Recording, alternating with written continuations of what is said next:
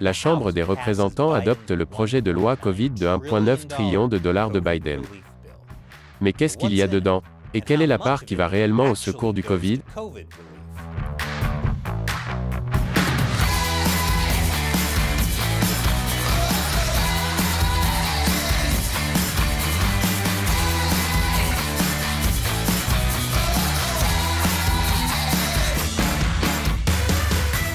Bienvenue à l'émission Amérique dévoilée. Je suis Chris Chappell. Abonnez-vous à cette chaîne et cliquez sur la cloche de notification, afin d'être le premier à regarder nos nouveaux épisodes chaque semaine. Samedi, la Chambre des représentants des États-Unis a approuvé le plan de sauvetage du président Joe Biden en cas de pandémie, d'un montant de 1,9 trillion de dollars. Il a été adopté de justesse, 219 contre 212. Tous les républicains ont voté contre, ainsi que quelques démocrates. C'est donc bipartisan. C'est-à-dire que l'opposition au projet de loi est bipartisane. Maintenant, il va au Sénat. Le Sénat va retirer certaines choses du projet de loi de la Chambre des représentants puis ajouter ses propres amendements. Et la Chambre des représentants devra à nouveau voter le projet de loi dans 2 semaines. Tout a commencé avec le président Biden, et maintenant les 2 chambres du Congrès s'en occupent. Je suppose que Schoolhouse Rock a sauté quelques étapes lorsqu'ils ont parlé de la façon dont un projet de loi devient une loi. La version actuelle du projet de loi de relance permettrait de payer directement 1 400 $ par personne à ceux qui gagnent jusqu'à 75 000 $. Et elle augmenterait les allocations de chômage de 300 $ par semaine à 400 $ par semaine et les prolongerait jusqu'à la fin du mois d'août. Il prévoit également de nouvelles augmentations des crédits d'impôt pour les familles avec enfants et les travailleurs à faible revenu sans enfants. Il donnera également 10 milliards de dollars pour les fournitures en cas de pandémie, 25 milliards pour l'aide à la location, 25 milliards de subventions supplémentaires pour les restaurants et les bars, 7,5 milliards au CDC pour la distribution des vaccins, 46 milliards pour les tests et le traçage de Covid, et 4,5 milliards pour aider les familles à faire face aux frais de chauffage et de climatisation. Mais attendez, il y a plus. 30 milliards pour les transports, 128 milliards de subventions aux organismes publics d'éducation, la Commission a alloué 39 milliards à l'enseignement supérieur, et beaucoup plus de dépenses pour d'autres programmes. Il n'est donc pas surprenant que tous les républicains se soient opposés au projet de loi. Et comme je l'ai dit, 2 démocrates s'y sont également opposés. Ces démocrates sont les représentants Kurt Schrader et Jared Golden. Kurt Schrader a critiqué les nouvelles dépenses pour des programmes considérés comme sans rapport avec la pandémie ou inutiles pour les familles à revenus élevés. Jared Golden a également déclaré que le projet de loi répond à des besoins urgents, puis les enterre sous une montagne de dépenses inutiles et inopportunes. Pourquoi dépenser 30 milliards pour les transports? J'espère juste qu'une partie de ce montant servira à nourrir les rats dans le métro de New York. Écoutez, si nous ne les nourrissons pas, ils vont venir pour nous. En examinant le projet de loi de 1,9 trillion de dollars sur l'aide aux victimes de la maladie du Covid, le représentant Golden a constaté que moins de 20% de ce montant est consacré à l'aide aux victimes du Covid-19. Est-ce vrai? La majeure partie de l'aide au coronavirus est-elle sans rapport avec la pandémie elle-même? Je reviendrai sur cette question plus tard. La direction démocrate veut que le plan Covid de Biden devienne une loi d'ici le 14 mars. Le 14 mars, soit dit en passant, est la date d'expiration des allocations de chômage actuelles qui ont été prolongées dans le dernier projet de loi de relance. Pour ce faire, ils ont réuni tout le monde. Et par « unis », j'entends unis dans le fait d'être insatisfaits des éléments clés du projet de loi. Même parmi les démocrates. Je vous dirai comment après la pause. Bon retour parmi nous. Si vous êtes un progressiste qui veut voir le projet de loi sur l'aide aux victimes de coronavirus adopté avec un salaire minimum de 15 $, alors vous allez être déçu. La parlementaire sénatoriale Elizabeth McDonough a décidé qu'une augmentation de 15 $ du salaire minimum ne pouvait pas figurer dans le projet de loi sur les coronavirus. C'est parce que le Congrès essaie d'utiliser un processus budgétaire raccourci pour faire passer le projet de loi à la majorité simple. Les démocrates du Sénat vont adopter le projet de loi en utilisant un processus de réconciliation budgétaire. Cela signifie qu'ils n'ont besoin que d'une majorité simple, 51 voix, pour adopter le projet de loi. Mais le parlementaire dit que l'augmentation du salaire minimum ne peut pas être incluse, car elle n'est pas directement liée aux dépenses du gouvernement ou aux impôts, qui sont les seules choses qui peuvent être adoptées en utilisant ce processus budgétaire. Nous avons parlé du parlementaire dans une vidéo précédente. Un certain nombre de démocrates veulent que le vice-président Harris passe outre le parlementaire. Et un groupe d'organisations de gauche a organisé un rassemblement devant la Maison-Blanche vendredi pour faire pression sur Harris dans ce sens. Mais devinez quoi? Harris a dit non, elle ne l'annulera pas. L'attaché de presse de la Maison-Blanche, Jen Psaki, a déclaré que le président Joe Biden était déçu par la décision du parlementaire, mais qu'il respectait le processus. Selon The Hill, cela est dû au fait que Biden est un institutionnaliste convaincu qui hésite à modifier le règlement du Sénat. Ou peut-être qu'il ne se souvient tout simplement pas du règlement du Sénat. Parce que cela fait longtemps qu'il n'a pas été sénateur. C'est tout ce que je dis. Mais le représentant Ilhan Omar a une meilleure idée. Si vous n'aimez pas le parlementaire, débarrassez-vous de ce poste. Débarrassez-vous de toutes les règles, en fait. Qu'est-ce qu'une majorité démocrate si on ne peut pas faire passer nos projets de loi prioritaires? Ce genre de réflexion stratégique ne reviendra certainement jamais plus tard pour mordre les démocrates quand les républicains ont une majorité. Et cela nous amène au point suivant. Certaines personnes essaient d'utiliser les leviers du gouvernement pour peaufiner le projet de loi.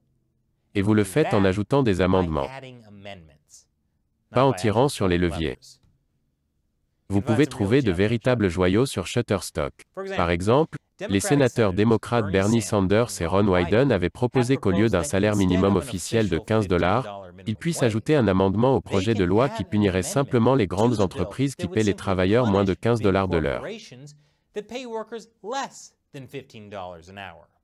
Il prévoirait une pénalité de 5% sur la masse salariale totale d'une grande entreprise en cas de non-respect. Mais il s'avère que ce n'est peut-être pas une si bonne idée. Des économistes et des experts fiscaux ont déclaré que cette taxe pourrait être facilement évitée et difficile à mettre en œuvre, les grandes entreprises pouvant reclasser les travailleurs en tant qu'entrepreneurs pour éviter d'éventuelles pénalités. Attendez.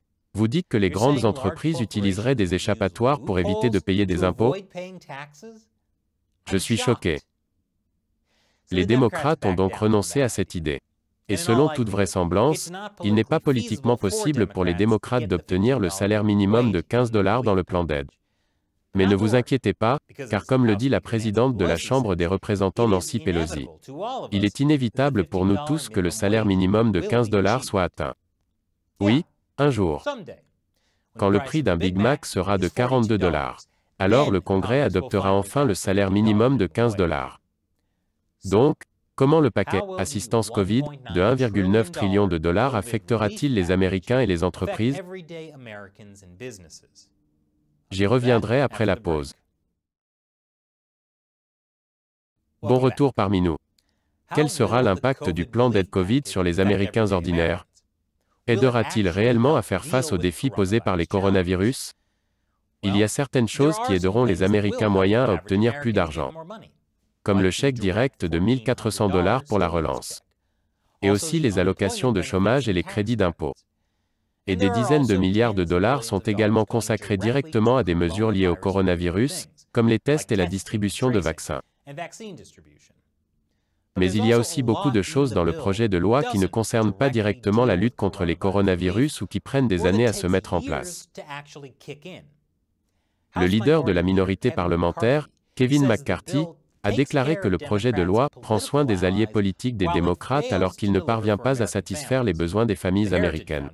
La Heritage Foundation, un groupe de réflexion conservateur, accuse le projet de loi de traiter le coronavirus comme une pensée après coup, parce que la santé publique représente moins de 10% des dépenses dans le paquet. Un autre point controversé est l'argent qui va à l'éducation.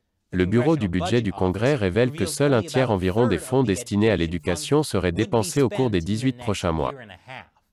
Et cela reviendrait à jeter de l'argent sur quelque chose qui en a déjà reçu.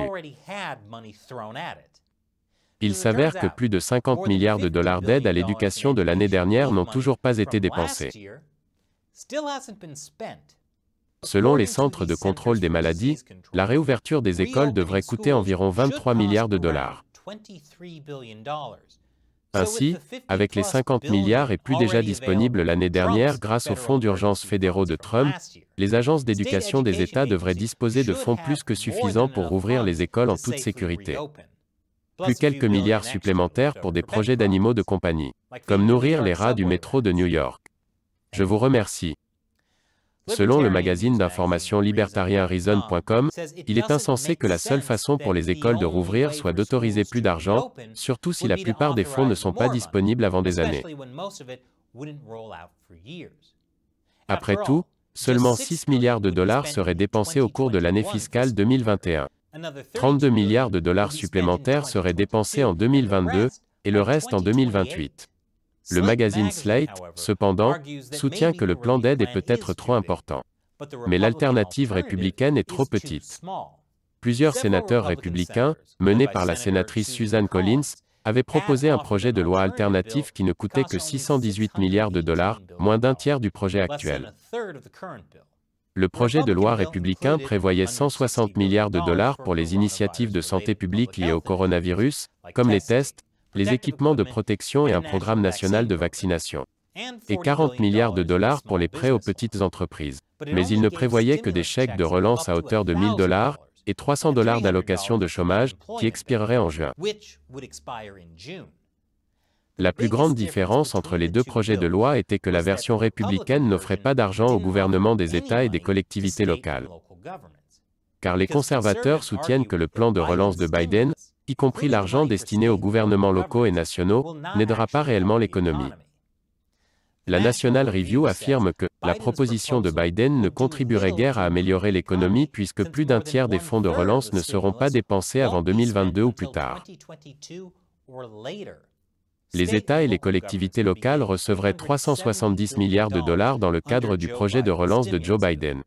Mais une grande partie de cette somme ne sera pas utilisée avant 2023.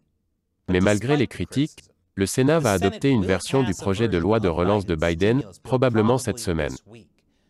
Il pourrait y avoir quelques changements mineurs, vous savez, ajoutant ou soustrayant quelques milliards de dollars ici ou là. Si nous en sommes déjà à 1900 milliards de dollars de dépenses, pourquoi ne pas ajouter 100 milliards de plus pour arriver à 2000 milliards? Ces 100 milliards serviront bien sûr à nourrir les rats du métro.